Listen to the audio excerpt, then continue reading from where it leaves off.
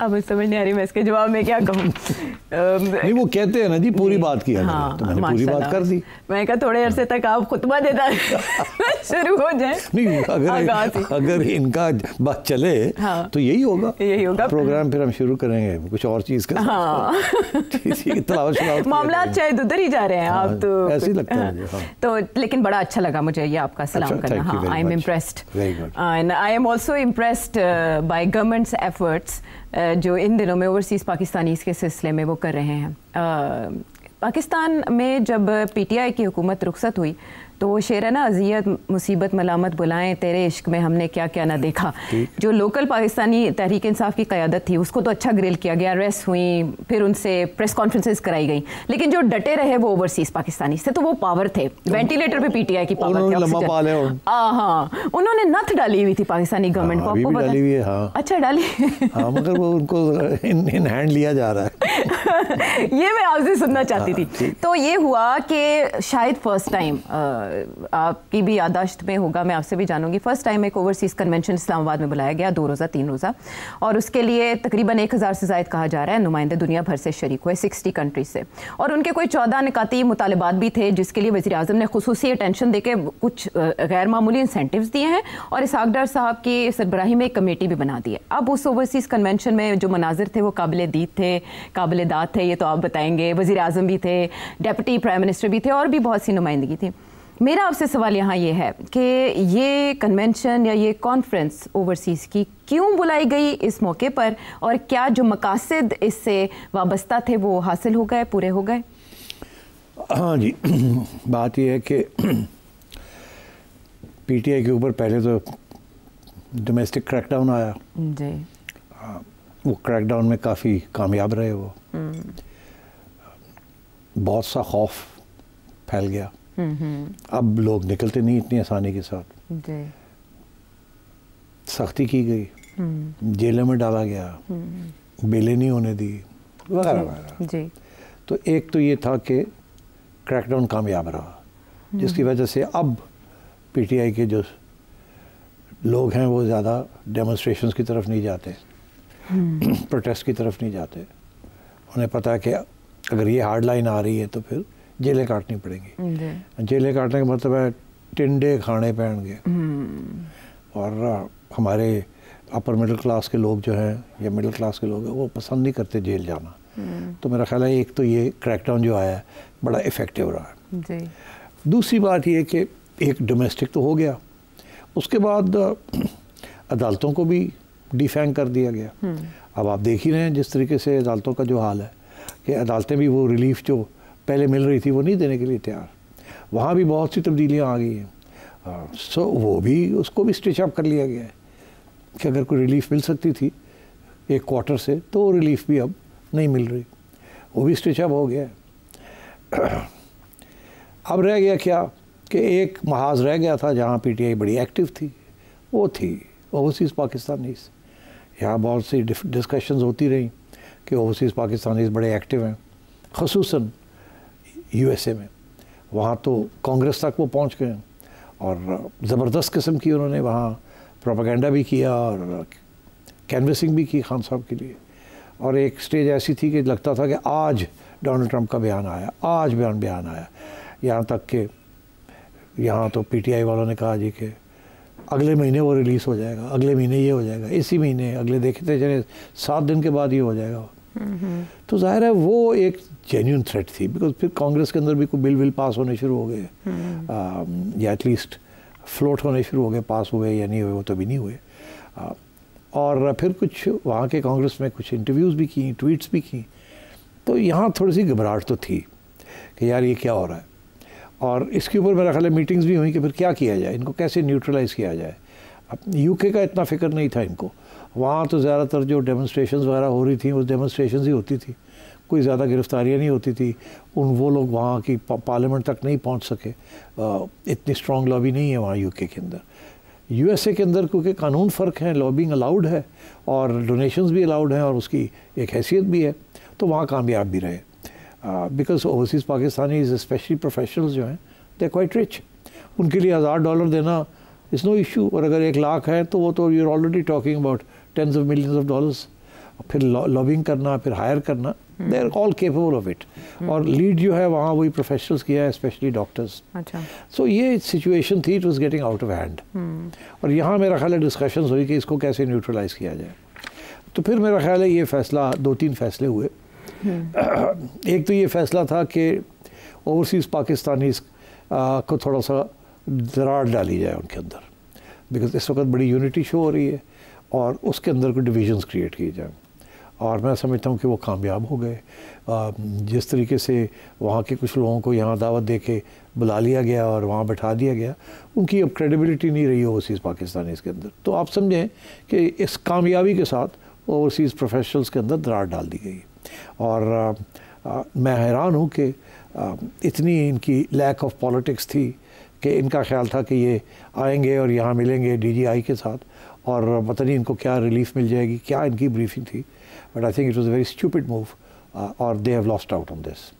And establishment कामयाब हो गई। Brilliant play by the establishment. देखिए ना, you have to look at the, इसको कहते हैं realism. Establishment was realistic, they knew what to do.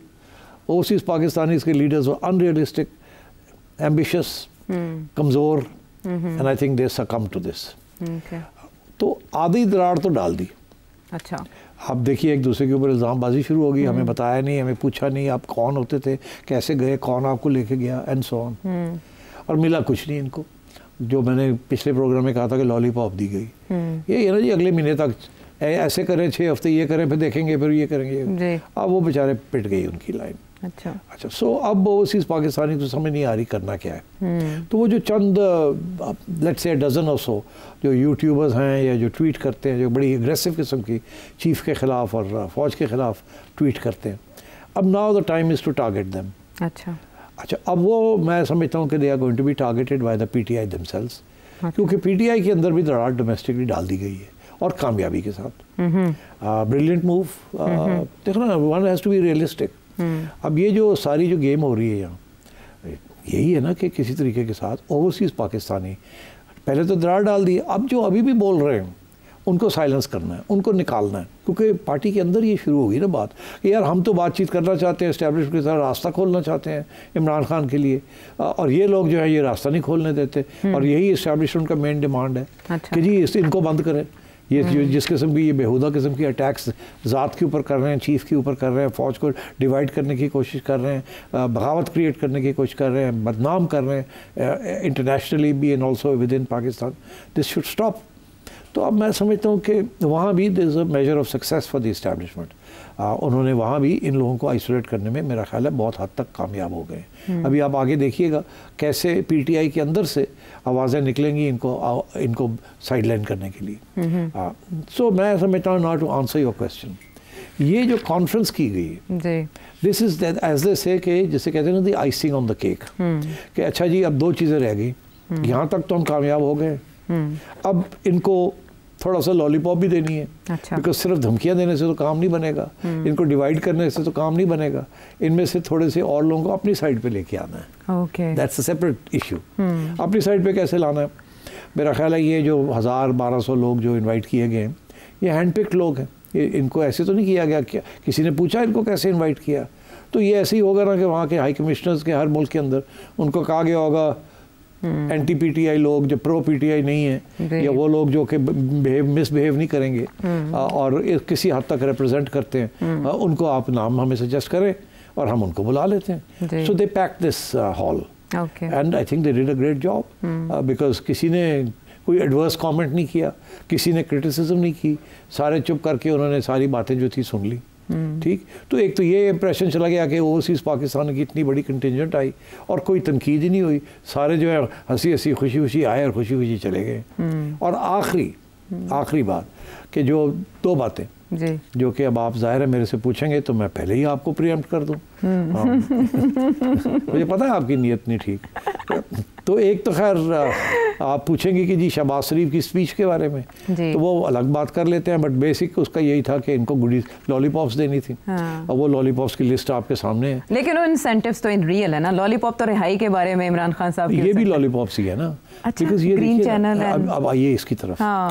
वो ये लॉलीपॉप इस तरीके से है कि इसमें बहुत सी चीज़ें का वादा किया गया, ऐसे ही है ना। हाँ जी। अब इनमें से कितनी जो है वो एक्चुअली होंगी और कितनी जो है वो लॉलीपॉप ही रहेगी, वी डोंट नो। अच्छा। बिकॉज इसमें बहुत सी ऐसी चीज़ें हैं जो कि कागजी कार्रवाई जो आसान है और एक्चुअली इम्प्लीमेंट करना इतना आसान नहीं है। अच्छा। सो अब we'll discuss that separately, but I think मेरा ख्याल है उससे पहले हम चीफ एग्जीक्यूटिव से पहले जरा आर्मी चीफ की बात यूं करें कि बस सबसे ज्यादा, मुझे पता था आप आएंगी यहाँ, मुझे पता, क्योंकि बस सबसे ज्यादा उनकी स्पीच का मचा, ऐसा गैर मामूली खिताब था उनका। लेकिन मेरा जो सवाल है वो ये कि उसमें किस किस के लिए क्या पैगाम था आपके ख्याल? हाँ देखिए, उसके लिए मेरे हिसाब में उसमें तीन पैगाम थे मोटे मोटे, और मेरा ख्याल है इसी पे रहना चाहिए कि पैगाम क्या था। इधर उधर होने की कोशिश ना करना। आप कर सकते हैं, मैं नहीं करूँगा। अच्छा, वो 3 पैगाम ये थे। एक तो ये था कि ये कॉन्फ्रेंस है, ओवरसीज़ पाकिस्तानीज़ हैं, हम आपका बड़ी इज्जत करते हैं, यू आर पेट्रियाटिक। हाँ। तो ये भी कोई ब्रेन ड्रेन नहीं है, सब कुछ चल रहा है यहाँ, and we need your support and we think you are patriotic. क्योंकि ये था ना कि इमरान खान को सपोर्ट करते हैं तो ये पेट्रियाटिक नहीं है। तो उन्होंने कहा जी नहीं, तुसी पेट्रियाटिक हो, ऐसी तो गल ही कोई नहीं। तो उनको तसल्ली दी कि we have no issues with you. मगर इससे ज़्यादा जो बड़ा पैगाम था वो था, उन्होंने बलूचिस्तान के बारे में बात की, उन्होंने कश्मीर के बारे में बात की, गज़ा के बारे में बात, और उन्होंने गज़ा के बारे में बात की। तीनों बड़ी अहम बातें। गज़ा के बारे में तो बड़ी उन्हें पता है पब्लिक सेंटिमेंट क्या है, तो पब्लिक सेंटिमेंट को भी रिकग्नाइज करना था और सपोर्ट करना, अपील किया उनको। ठीक, और वो तो बिल्कुल बनता था, क्योंकि अगर वो ना करते तो लोगों ने कह रहा था लो जी उत्थे इन्ने बंदे मुसलमान मारे जा रहे हैं, तो क्या की कुछ नहीं। तो वो तो it to be that was a good touch. क्योंकि आजकल कुछ मुफ्ती साहब लगे हुए हैं जिहाद करें, ये करें, वो करें, और वहाँ से जो लोग हैं जो उनका जवाब दे रहे हैं, वो यही कह रहे हैं ना कि जी तुसी अगर जिहाद करना है तो अपने करो, शुरू करो, जहाज़ का टिकट कटाएं और जाके फ़लस्तीन के अंदर आप जिहाद करें और अपने बच्चे को, बेटे को भेजें। तो आप लोग बाकी लोगों को क्यों भेजना चाहते हैं? तो वो एक काउंटर तो आ ही गया है, और ये भी स्पॉन्सर्ड है, और फवाद चौधरी साहब हैं, तो ये दीज आर ऑल स्पॉन्सर्ड। मगर साथ साथ लिप सर्विस तो देनी है ना, बिकॉज जाहिर है that is a very major issue, and दुख, मुसलमान कौम बहुत दुखी है, और सिर्फ मुसलमान कौम नहीं, और भी दुनिया बड़ी दुखी है। तो ये तो कहना ही था, और अच्छा, वेरी गुड टच, बड़ा अच्छा किया और बड़ा इस तरीके से किया, दैट वाज नीडेड। आगे आए बलूचिस्तान के बारे में, मैं उसको लिंक करता हूँ जो कश्मीर के बारे में बात की। तो बलूचिस्तान के बारे में उन्होंने तसल्ली दी कि आप फिक्र ना करें, ये 1500 लोग हैं या 2500 हैं या 500 हैं, जो भी है, उन्होंने आपको तसल्ली दी, पंजाबी सेटलर्स को तसल्ली दी, और सबको ये तसल्ली दी कि don't worry, we are in charge, हम इसको वील टैकल इट, और आप फिक्र ना करें, मायूस ना हो, we know how to tackle it. मगर ये भी इशारा कर दिया हिंदुस्तान को, क्योंकि सबको पता है कि इसके पीछे किसका हाथ है, शरारत कौन कर रहा है, फीड कौन कर रहा है, हथियार कौन दे रहा है, सबके पीछे।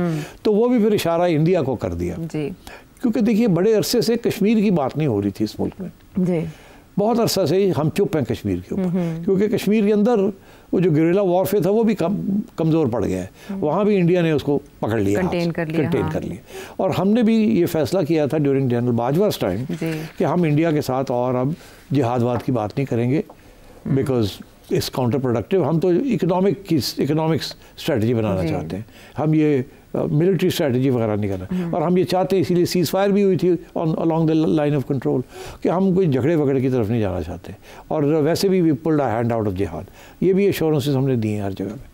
और फिर यहाँ आपको पता ही है, जो बेसिक जिहादी ऑर्गेनाइजेशंस थी वो भी गायब हो गई हैं, वो भी उभरती नहीं है, वो बोलती नहीं है, कुछ नहीं करती। तो अब ये, क्योंकि इंडिया का हाथ बहुत स्ट्रॉन्ग जा रहा है बलूचिस्तान में, और हमारा भी ये मौक़िफ़ है इंटरनेशनली भी कि इसके पीछे India is interfering in Pakistan, तो बलूचिस्तान के साथ फिर उन्होंने कश्मीर की बात कर। ये बेसिकली दिस इज़ अ पैगाम फॉर इंडिया, कि हम चाहें तो हम फिर टैप खोल सकते हैं, इसीलिए कश्मीर जगुलर वेन, ये वो सारी बात उन्होंने की, हाँ, ये बहुत अरसे से ये बात नहीं हो रही थी। हाँ। तो अब फिर ये बात की है, इसका तल्लुक जो है इज़ विद बलूचिस्तान, बलूचिस्तान का तल्लुक is with India, Kashmir is part of the issue, तो इन दोनों को लिंक कर दिया गया। तो this is a very strong regional message and domestic message. Domestic message, फिक्र ना करें, we have got everything under control, ये टेररिज्म को भी हम सॉर्ट आउट कर लेंगे। अच्छा। इंटरनेशनली इंडिया को watch it, we will sort you out, अगर आपने किया तो वील रिटेलिएट। और पीटीआई को ये पैगाम है कि नो डील, नो डील। हमने अब सारे एंगल्स तो स्टिच अप कर लिए, हमने आपको यहाँ भी आपको फ़र्क कर दिया, अदालतें भी आपने कोई रिलीफ नहीं आपको, फॉरेन ओवरसीज़ को भी हमने अब टैकल कर लिया जैसे करना था। और जो रह गया वो शहबाज शरीफ साहब ने अनाउंस कर दिया, ये दे रहे हैं, ये दे रहे हैं, ये दे रहे हैं, ये दे रहे हैं, ये दे रहे हैं, ग्रीन चैनल दे रहे हैं, क्या क्या दे रहे हैं। हाँ, तो I think on the whole well done from the point of view of the establishment and the government, they have tackled this problem जो उनको फेस कर रहे थे। अब जो रह गया बात जिसकी तरफ जिसे आप समझे कि काम चल रहा है, वो ये है कि अब पीटीआई के अंदर डोमेस्टिकली कुछ लोगों को आउस्ट करना है और कुछ लोगों को प्रोटेक्ट करना है। अच्छा, आउस्ट किसको करना है वो अभी मैं बात उधर नहीं आता है, बिकॉज फिर वो मेरे गले पड़ जाएगी वो बात, मगर इसमें कोई शक नहीं है कि जो लोगों को ये आइडेंटिफाई कर दिया गया है, अच्छा, कि ये एंटी एस्टैब्लिशमेंट है, ये गन डालते हैं। अच्छा, जैसे बाहर वालों को आइडेंटिफाई कर दिया गया ना, जो अमेरिका में बैठे हैं या लंदन में बैठे हैं, हाँ, उनको आइसोलेट करना, वो कुछ हद तक कामयाब हो गए। इनको भी यहाँ कुछ हद तक कामयाब की तरफ जाएंगे, ये इनको आइसोलेट करने की कोशिश करेंगे। और जो इनके लोग हैं जो कि समझते हैं कि एस्टैब्लिशमेंट के साथ बात करके बात आगे बढ़ेगी, उनको प्रमोट करना। अच्छा, और आज बड़ी इंटरेस्टिंग बात की है एक शख्स ने जो कि actually is in the bad books of the establishment, barrister साहब जो शहजाद अकबर साहब की बात है, एसेट रिकवरी यूनिट, जी एसेट रिकवरी यूनिट। तो शहजाद अकबर साहब ने आज मुख्तसर सी बात की, उन्होंने कहा देखें जी, इसमें कोई शक नहीं है कि हमारे अंदर एक ग्रुप है या लोग हैं जो चाहते हैं, समझते हैं कि एस्टैब्लिशमेंट के साथ बात करके बात आगे बढ़ सकती है, और ये जो लाइन ली जा रही है हार्ड लाइन, ये जो है ये कामयाब नहीं हो रही। हाँ। मगर उन्होंने ये भी कहा कि इन लोगों को कहना चाहिए कि भाई हम समझते हैं कि एस्टैब्लिशमेंट के साथ बात करनी चाहिए, हमें हार्ड लाइन नहीं लेनी चाहिए। अच्छा, हमें हॉस्टाइल नहीं होना चाहिए, बिकॉज ये जो पॉलिसी है इसने कोई हमें फ्रूट नहीं दिया। जब से खान साहब इस लाइन पे लगे हुए हैं और उनके साथ हम लोग लगे हुए हैं, और भी हमारी कमजोरी लेने के देने पड़ रहे हैं, तो अब थोड़ा सा तब्दील किया जाए। बैरिस्टर साहब ये कह रहे हैं कि यार मान लो इस बात को, हम नहीं कहते कि आप गद्दार हैं, अच्छा, आप अनपेट्रियोटिक हैं या आप बिखे हुए हैं, ऐसी बात नहीं है, मगर आप कह देना कि हम जेन्युइनली ये समझते हैं कि पॉलिसी हमारी चेंज होनी चाहिए, क्योंकि इस्टेब्लिशमेंट के साथ मिल के, जैसे हम पहले पावर में आए थे, अब इस्टेब्लिशमेंट के साथ कोशिश की जाए कि हम मिल जाएं किसी तरीके के साथ, ताकि खान साहब बाहर आएँ और हम इस्टेब्लिशमेंट के कंधों के ऊपर फिर वापस पावर में आए। आप कह दें ये बात, आप कहते क्यों नहीं है? अब ये बड़ी इंटरेस्टिंग बात की उन्होंने, मगर अब सवाल ये क्यों नहीं कहते, ये क्यों नहीं कहते, क्या वजह? अवामी सपोर्ट खो जाएगी। यस, इसीलिए somebody like सलमान अकरम राजा, यंग लोग जो हैं वो उनको अप्रिशिएट कर रहे हैं इस बात पे, और बाकी लोग जो हैं जो कि मिल रहे हैं, ये कर रहे हैं, वो कर रहे हैं, उनकी standing in the public is going down. अच्छा, लेकिन सिटी साहब आपने कहा था कथा कलामी की माजरत कि अगर इमरान खान किसी भी स्टेज पे ऐसा यू टर्न लेंगे तो उनके फॉलोअर्स लबैक कहेंगे, मगर हाँ, उन्होंने यू टर्न नहीं ली। अब आइए उनके बयान जो आ गया है, उस बयान के अंदर कोई यू टर्न नजर आती है आपको? नहीं, ऐसा नहीं, लेकिन कोई इतनी सख्त गिर ट्वीट नहीं है, हमें एस्टैब्लिशमेंट पे अटैक करते दिखाई नहीं दे रहे जैसे वो माजी में करते थे। हाँ, एग्जैक्टली। खान साहब कह रहे हैं मैंने किसी को नहीं कहा कि आप एस्टैब्लिशमेंट के साथ बात करें। उन्होंने वहां से पहला ओपनिंग स्टेटमेंट उनका ये है कि मैंने नहीं कहा कि किसी के साथ आप बातचीत करें, एस्टैब्लिशमेंट के साथ निगोशिएट करें। मैंने नहीं कहा ना, मैंने माजी में डील की है। मगर अगर कोई समझता है कि वो बात कर सकते हैं और कोई चीज निकल सकती है तो वो करके देख अपने उन पे करें, अपने हाँ उस पे करें, मगर मैंने नहीं कहा, और ना ही मैं अपनी रिहाई के लिए या अपने मफाद के लिए करूंगा। मैं तो पार्टी और पाकिस्तान, उनका जो मौक़िफ़ है उसके लिए अगर मैंने कभी बात करनी पड़ी तो करी, क्योंकि वो पहले खुद कहते रहे ना कि जो पावरफुल लोग हैं उन्हीं से बात करनी है। मगर अब वो उनका ये पोजीशन ये है कि मैं नहीं कह रहा कि बात करें, कि उन्हें नज़र आ गया कि ये इस्टेब्लिशमेंट किसी किस्म के मूड में नहीं है खान साहब के साथ बात करने में। मैंने कब से कहा आपको कि ये नहीं ट्रस्ट करते खान साहब को, कंप्लीट लैक ऑफ ट्रस्ट, इसलिए ये चांसेस ही नहीं है कि, और मैं कब से कह रहा हूँ, और ये लोग जो समझते हैं कि एस्टैब्लिशमेंट के साथ बात करके को बात बन सकती है, ये इनकी कोई बात नहीं बन सकती। ये कोई ऐसा पैगाम खान के पास नहीं जा सकते जिसके साथ रास्ते को खुल जाए। अच्छा। खान खुद रास्ते खोल सकता है, मगर खान अभी तैयार नहीं है। इसीलिए कहता है मैंने नहीं कहा किसी को, मगर कोई करना चाहे तो बात कर ले। अच्छा। बिकॉज उसको पता है कि मैंने अपनी आवाम को अब इतना एंटी एस्टेब्लिशमेंट कर दिया है कि मेरे लिए भी इतना आसान नहीं होगा। कोई रास्ता छोटा मोटा खुले तो मैं उनमें बात आगे करूं, मगर अभी वो स्टेज नहीं है। मगर मैं आपसे कह रहा हूँ time is passing by. Khan साहब जो है उन्होंने लेट कर दी सारी बात। अच्छा। इसमें बहुत से अब डिवीजन शुरू हो गई हैं और एस्टेब्लिशमेंट कामयाब हो रही है, गवर्नमेंट कामयाब हो रही है। गवर्नमेंट ने इकोनॉमी को चलाना शुरू कर दिया है, रिलीफ देनी शुरू कर दी है, इंटरनेशनल सपोर्ट मिलनी शुरू कर दी है। अब ये जो सेनेटर्स आए हैं, वी कैन डिस्कस दिस अगर आपके पास कोई सवाल है। बट कांग्रेसमैन, हाँ, ये कांग्रेसमैन जो आपने प्रेडिक्ट किया था कि एक डेलीगेशन जल्द विजिट करने जा रहा है, और मैंने ये भी कहा था they will not talk about Imran. Yes, according to यार सादिक साहब, उन्होंने ऐसी कोई बात नहीं की। हाँ, उन्होंने करनी होती तो वो खड़े होकर मीडिया के आगे बहुत सी बातें कर सकते थे, उन्होंने नहीं की। वो चीफ से मिले हैं, वो सादिक से मिले हैं, वो और लोगों से मिले हैं, मरियम नवाज साहिबा से, ऐसे सबसे मिले हैं। Not a word out of them for Imran Khan. इसीलिए पीटीआई की जो सारी पूरी कोशिश थी, डिप्लोमेटिक, स्ट्रीट प्रोटेस्ट, यहाँ आउटसाइड पाकिस्तान, तो उसके बहुत से पहलू थे ना। यूके वाले जो थे वो नून लीग को अटैक कर रहे थे, नवाज शरीफ को अटैक, और एहसन इकबाल जाता है उसको अटैक, ख्वाजा जाता है उसके पीछे, वो लोग यही लगे रहते हैं। और वो आजकल भी एवन फील्ड हाउस के बाद इससे ज़्यादा उनके बस की बात नहीं है। एक दो लोगों को उन्होंने कांटेक्ट किया पार्लियामेंट के अंदर, मगर वो बात नहीं बनी। वहाँ यूके वाले जो गवर्नमेंट है वो they want to get involved in all this.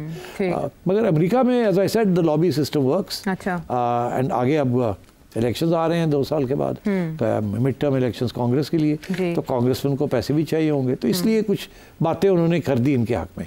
But I think the policy of the government of the United States is के they are not going to interfere in your politics. अच्छा।